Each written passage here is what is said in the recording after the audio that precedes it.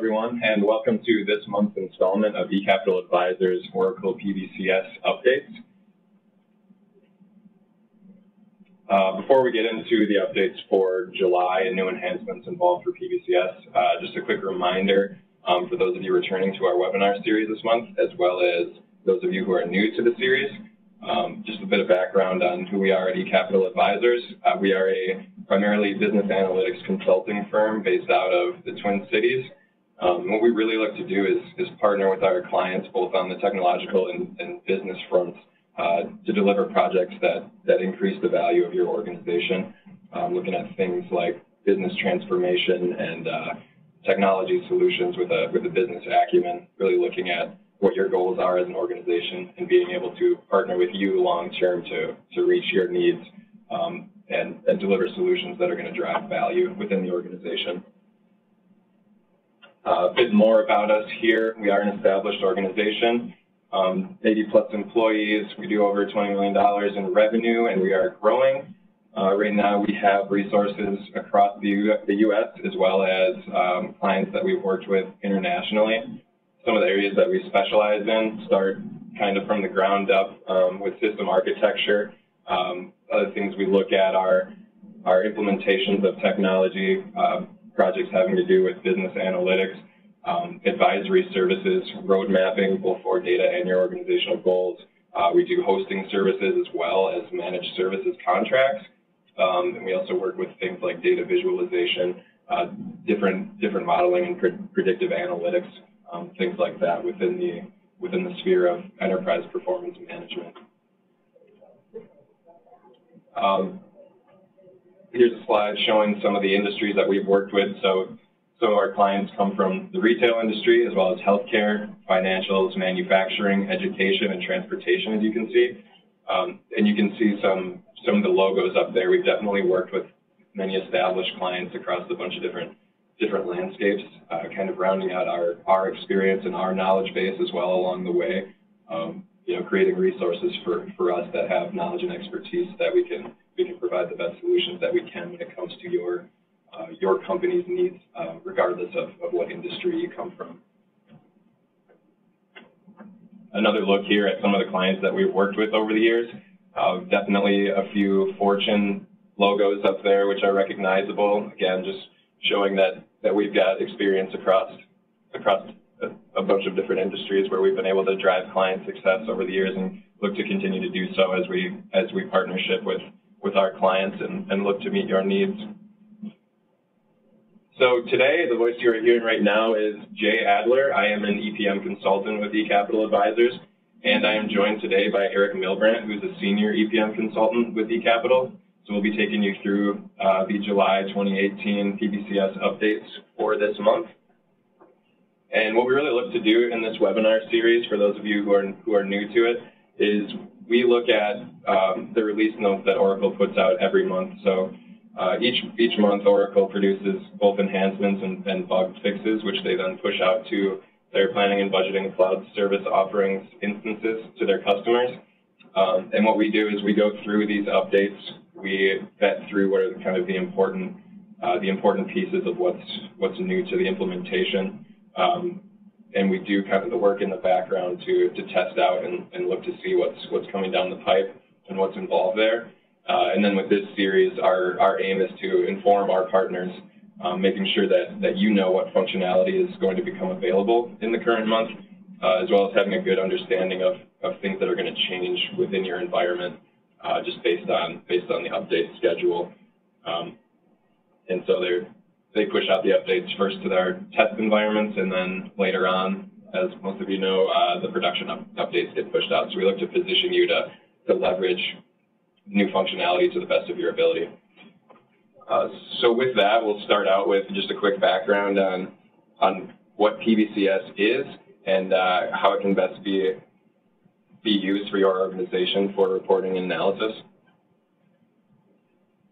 So PBCS is Oracle's planning and budgeting cloud service offering, and what this is giving you is an industry-leading, fully integrated forecasting and budgeting tool.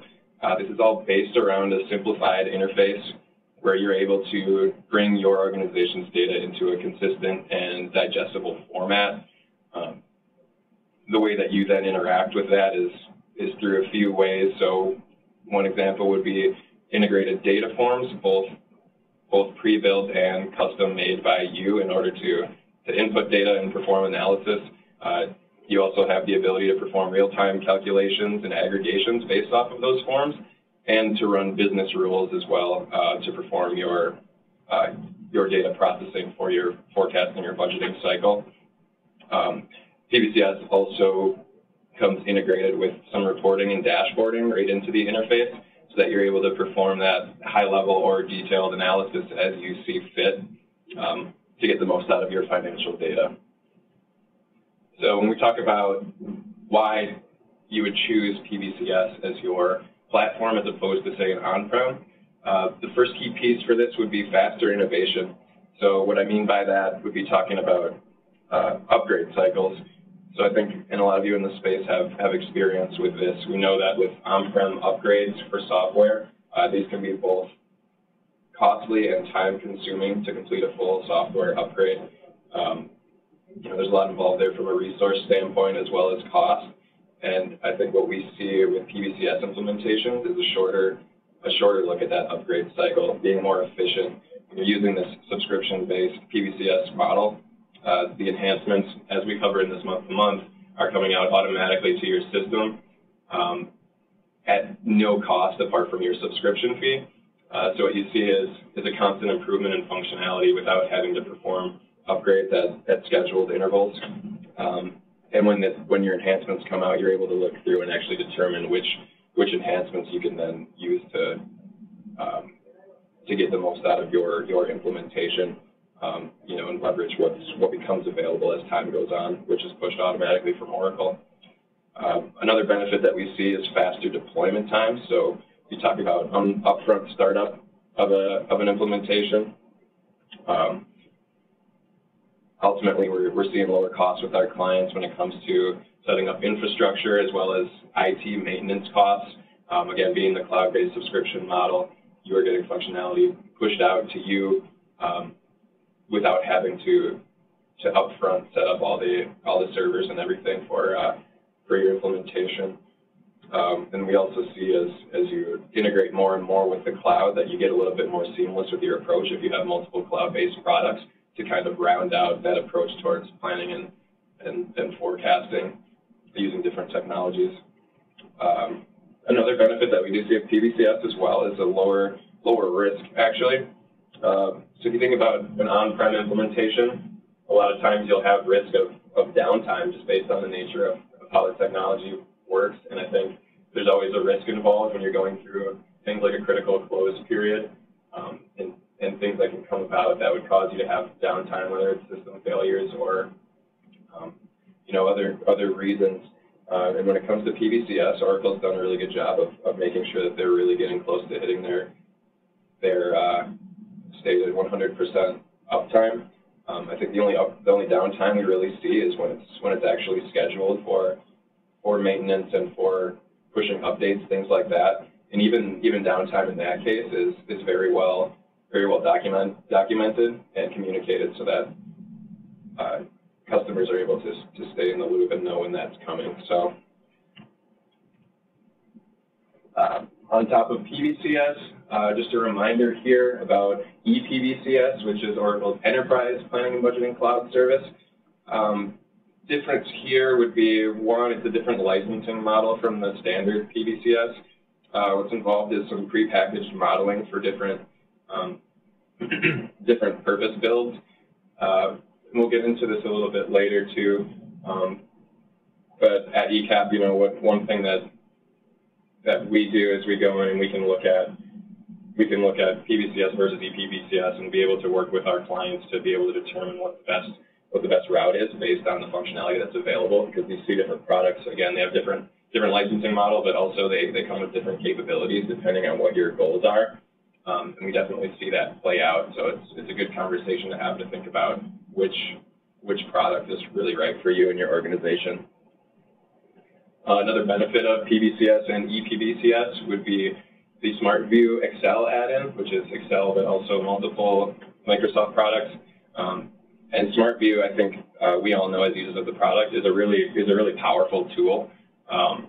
One thing that I think we get a lot of use out of is using that Excel interface with SmartView to interact with your different financial models and being able to perform ad hoc retrievals and drill downs on that. I think our clients get a lot of use out of being able to use an Excel interface, which they're familiar with, and being able to go in and perform all of their finance tasks, whether it's guided through data forms or ad hoc analysis, being able to, drill into levels of account structures, things like that, which they're familiar with, and be able to get the most out of their reporting and analysis all through the Excel interface.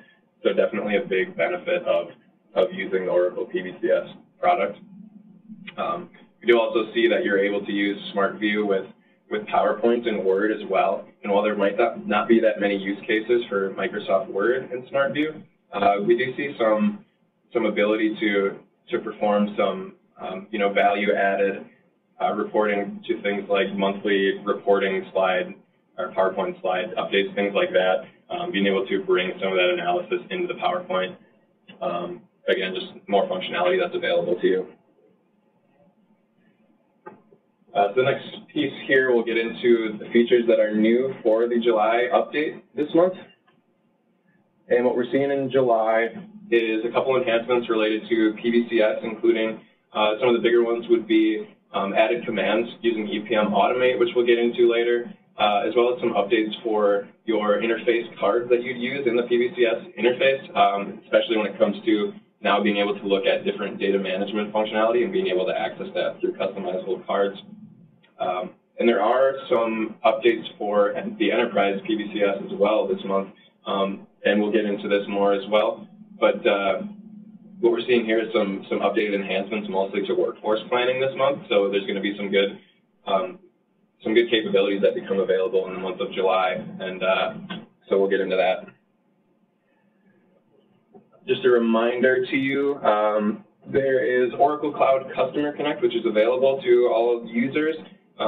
Oracle puts out in their release readiness notes each month a reminder that Customer Connect is out there. This is an interactive environment that you can register for. What that brings you is announcements for new features that Oracle's putting out, as well as upcoming events that could apply to you or the tools that your organization uses. There are Q&A forums out there as well if you're looking for to interact with other users and be able to share that experience and get value from that as well. So again, the Customer Connect is something that you can register for and be able to leverage, just another tool to make sure that you're empowered with your implementation. On top of this as well, Oracle is keen on receiving feedback on the documentation that they have available for their different products.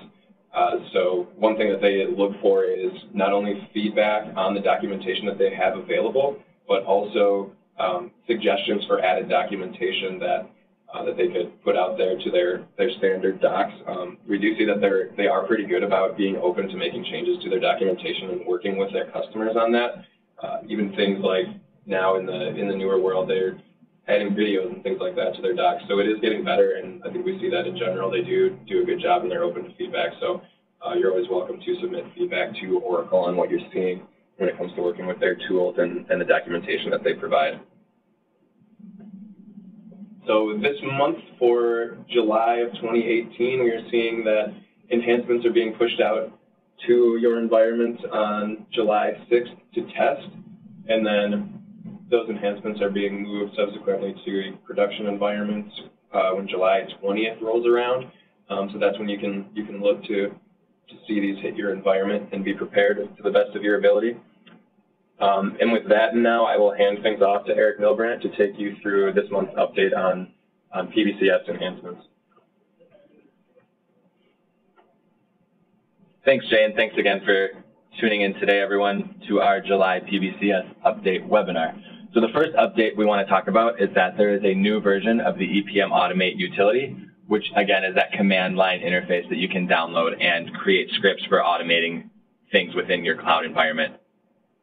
There is this month a new command, as well as some changes to existing commands. So the new command is called copy file from instance. What this does is it copies a file from a source to a target environment in which you run the command. So said another way, the environment your EPM Automate utility is connected to will be the target for that command. There are also some changes to list files and delete file, which you see on the screen here. List files will now list any snapshots or files that are available in any environment, and delete file will now delete snapshots and files from an environment. So just a few changes to the tool on those existing commands, and then the addition of the new command there. As you probably know, EPM Automate is downloaded from the downloads section, just like SmartView. The next update this month is the addition of new migration export scenarios, clone and incremental. Another word for the clone is backup, and what the backup does is it creates an entire environment snapshot, and it's very similar to the daily maintenance snapshot. This can be used to migrate an application in its entirety from a production instance to a test instance, maybe for some troubleshooting, for some development work, or things like that. When the backup is run, the entire environment is snapshotted. So again, very similar to the daily maintenance snapshot, it exports everything with its data and all artifacts. That includes things like data management, calculation manager, relational and S-based data, groups and memberships, and the document repository. So again, everything, including the app and all the other things on the periphery that might not always be top of mind. The other option is the incremental migration export. This will create an incremental backup, which allows you to select specific artifacts. That is what the image on the screen here pertains to. And this, again, allows you to pick and choose individual or specific objects. And there are backup-only items, or items that can only be performed in the migration export using backup, and those are grayed out. So this incremental option might be used for things more like moving specific objects between environments that maybe have had some additional development and tested, and now they need to be migrated up for production, or they might be being migrated down from production for that additional development again. The next update this month is changes to labels for the activity report. So that is accessed through the application overview card and then that activity reports tab. The updates this month are the new item for percentage of user interface requests that take over 2 seconds, as you can see in the top right there, that pie chart. Additionally, the top 30 worst performing actions that are over 2 seconds can be shown. And then users' average response time by hour has also been added. So again, just some additional metrics to track performance in your environment and what the user experience actually is in reality. There's also a new data integration component this month, and that's in the simplified interface. So it's in addition to the standard data management or that cloud tool that's very similar to FDMEE. What this does is it adds the component to the simplified interface for your data exchange card, which is also new, and we'll cover that on the following slide. This allows you to automate and perform some integration functions that traditionally were only available in data management. And again, this is available in the simplified interface now as a preview-only version. This will get updates and be more streamlined for full automation and use in the future. I encourage you all to check this out, as it will be beneficial as it comes to full fruition in the future. Again, this must still be used in conjunction with the data management tool. So kind of tying in with that, this is found under that new data exchange card, which also has the data maps option moved to be within it. There are no other functional changes to data maps or the options within the simplified interface. It's just an organization thing. Again, it can still be accessed by launching the data maps card in the cluster. It will be removed in a future update. Again, used in conjunction with data management. This month also brings a simplified member selector to your tool. And again, this is in most places where you can select members, namely SmartView. So instead of having to actually click on the check mark, you can click on an item or the check mark as before. Again, just a navigational streamlined change. So something that's interesting for this month is the Vision sample application. That Oracle provided demo application has been updated. Again, just to kind of catch up and be in line with some of the newer or updated features. So one of those things that happened this month is infolettes are now supported in the Vision app, providing, again, that dashboard capability, enabling data visualization. As we remember, service administrators can create infolettes for any cube, and it, again, provides enhanced graphical data presentation. You can use things like charts, text, and things like that. You can also enter data into suppressed rows in the Vision sample application now. Again, a service administrator is the user type that this is enabled for. But again, the ability now exists for suppressed rows to have data entered, even if they have no data and are not showing in the form layout for general users. Again, more updates are navigation flows, smart forms, and reorganized clusters and cards that match the newest interface. Maybe not as impactful as the rest, but again, Vision Sample has been updated to be a little more current with the times for navigation flows, enabling connections, enabling users to navigate across EPM environments. This helps create unified process flows. This also allows users of multiple cloud environments to sign into one environment and seamlessly navigate through the others, which is helpful. You can create mashups of artifacts. Again, just a navigational thing that makes moving between environments a little bit easier as you navigate through your production and test environments. There have also been smart forms rolled out, so forms that contain these Excel formulas, functions, etc. So again, another way to demo that smart form functionality that's a little newer to the PBCS landscape. Again, the sample application, the Vision application, is a great way to test some of these features. You can also do so in your own test environment. The final option I will talk about today for PBCS before we kick it back over to Jay for the EPBCS only updates is this option to show hidden FR repository files. So it used to be the case that one would have to go into the FR Studio in order to show hidden, and now this new option exists to show hidden right within that Explorer window in the FR web repository. So by default, obviously, hidden artifacts are not displayed, and there used to be more steps in order to unhide it. But now, again, this has been streamlined so that, if there are hidden items, you can delete them directly from Explorer without navigating back and forth between multiple tools, which can seem cumbersome when there are 10 windows open on your machine and you're doing 5 other things. So again, just more navigational streamlining that should help the administrator experience. So thank you for listening through the PBCS updates with me this month, and I'll kick it back over to Jay Adler for the EPBCS only update. Thanks, Eric. So just as a reminder, what the Enterprise tool brings you is some prepackaged modeling, which you can then use, for specific cases. What we see with EPBCS is a modeling for financials, also capital expenditure modeling, as well as workforce planning. So in all, there's 5 pre-built models that you would use, as well as the ability to do custom modeling as well to meet your financial reporting and analysis needs. So with that, this month, we have updates for enterprise planning and budgeting only. And specifically as it relates to workforce planning, we see a number of different enhancements this month. So first of all, the first enhancement that we have is added functionality for workforce planning using the benefits and taxes wizard. And what we see coming through this month in July is added functionality to actually assign compensation drivers based on entity using this benefits and taxes wizard. So within your workforce planning configuration, when you're setting up benefits and taxes, what you're now able to do is actually assign components being additional earnings, benefits, and taxes, being able to assign that to specific entities. In the past, what you would have for your driver-based workforce planning would be applying these drivers to an entity assumption member, and then this would be pushed out to all entities. So, for example, something like a fringe benefit would be the same across all entities. Now you're given the flexibility to assign this to different entities. So you may have sales folks with a different comp structure than a salaried, accounting FTEs, so that would be handled differently. So you'd be able to assign bonus structure, or maybe taxes hit differently, be able to assign that at the period level for specific entities. Now with this release, how that's done is you're able to assign within the wizard,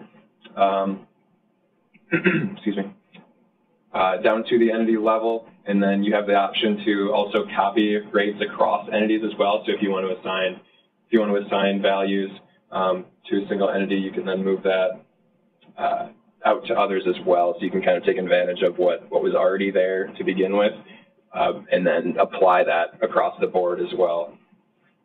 The next update that we have is also related to using the benefits and taxes wizard within workforce planning. And with this month's release, now you have the ability to assign custom calculation logic for additional earnings, benefits, and taxes. This is again done through the Workforce Planning Configuration wizard, where you would assign a custom component type when you're setting up your configuration. And then what you actually do is you have the ability to go in and assign a member formula to a custom expense member within the hierarchy. And what you do with that member formula is set up your conditional logic, giving you flexibility to define exactly how some of these expenses are hitting. So one use case would be if you're looking at your current fiscal year bonus schedule, say you only want bonuses to apply to employees who were hired before the midpoint of the last fiscal year. This is something that you'd be able to define custom conditional logic for within that member formula and have that then apply to your additional earnings schedule. Another use case would be something like having commissions apply based on a member in the hierarchy. So you could look at revenue and use that as a driver to assign what your commissions are down to the employee level. And again, this is all built using conditional logic in a member formula, which then applies to your component within the configuration. So giving you more flexibility here to be able to control exactly how your expenses are handled when it comes to workforce planning. And we see more updates with that as well this month around expense timing. So now what you have the option to do within that wizard is to go ahead and say whether or not you are using a one-time pay option when it comes to expense planning. So this one-time pay option works in conjunction with the payment terms that you set up so that you can pick and choose exactly what period an expense is hitting for benefits, taxes, additional earnings. So in this case, what you see on the screen would be a payment term of annually for a fiscal year. When this is done and you assign a one-time pay for the frequency, and in this case, we're looking at third month. That would mean if your fiscal year is the calendar year, this expense would hit in March. Going along those lines, if you were to set up a semi-annual payment term basis with a one-time pay option, which is new this month, and you set the third month, that expense would hit both in March and then in September as well. So it would be the third month of each of that semi-annual basis. So again, more flexibility being provided to you here to control exactly how your workforce expenses are hitting. It's just kind of a testament to what Oracle's doing with the tool right now, which is just continuing to strive to improve these modules so that you can really hit your goals and customize the tool to exactly what you need. Another workforce planning upgrade for this month is having to do with functionality around customizing how you handle hiring requisitions. So whether you're going through the interface for workforce planning or whether you're in the form, the data form for adding a hiring requisition, what you're now seeing is more flexibility for defining how new hiring requisitions are compensated. What you had previously would be any new requisition, the salary is assigned based on salary defaults. And now you have three different options for assigning a new hire's salary basis. So one would be do nothing and or assign as the default, which was always the case. The second being you can assign a salary basis, whether it's by period or annually, and so on, and then the rate that corresponds. And then also a salary grade, which you'd set up using the tiered functionality that's built within the model currently. Another enhancement that we see along with adding hiring recs is now the ability to assign the calendar as you're walking through the wizard for adding the requisition. So this includes adding a start year and month, and now being able to add an end year and month as well. So this is especially useful when you're talking about temporary employees that you know are coming on, and you'll be able to define a stop date so you can plan exactly how those expenses are going to be managed. So more flexibility here within the workforce. Another update that we have for EPBCS only for this month would be template content updating. What we have this month is if you're using strategic modeling as a functionality within EPBCS, the custom templates and custom reports are not updated with monthly pushes. But what we are seeing now is that Oracle is pushing out updates to their standard templates for strategic modeling. So healthcare, higher ed, retail, utility, and standard are the are the pre-built models that they have out there, or templates rather. Now, if you make any changes to those, updates will, as in most other functionality out in PBCS or EPBCS, be overwritten to fall in line with the newest updates. So as they update templates, the standard ones will change, just something to look out for, as we see with other content that they're providing as well when it comes to business rules and standard forms, things like that. And one other piece of information that Oracle is providing us with for July's release is just some updates around the workforce. So with that new requisition functionality that we talked about just a minute ago, what we're seeing is two new business rules, that are added as a result. So the add requisition and change requisition business rules are now available within the OEP workforce planning queue. What this means is from the user side, as an administrator, in order for users to be able to interact with these rules, permissions will have to be assigned for them moving forward. So something to look out for. Another business rule that's being added that will need to be run once this update is pushed out is within the WFSC queue, and this is the one-time copy rates to month. So this is something that's set up now with new workforce functionality. This rule will have to be run one time in order to copy out rates that are stored in bank balance out through the month. So again, something to look out for that you'll see now in July. And then a third piece, which is mostly just an update to keep you informed, would be that when we talk about that payment frequency, so using the one time, if you do have your payment frequency when you're looking at earnings, benefits, and taxes, if you set your frequency to not using one time, it won't matter what your one-time pay option is set for. So as you see on the lower left there, you do see that one-time pay option set to the 5th month. However, because that frequency is set to pay during first period, it will apply only that expense to the first period rather than the 5th month. But you do have to select that one-time pay option, or it won't let you advance within the wizard.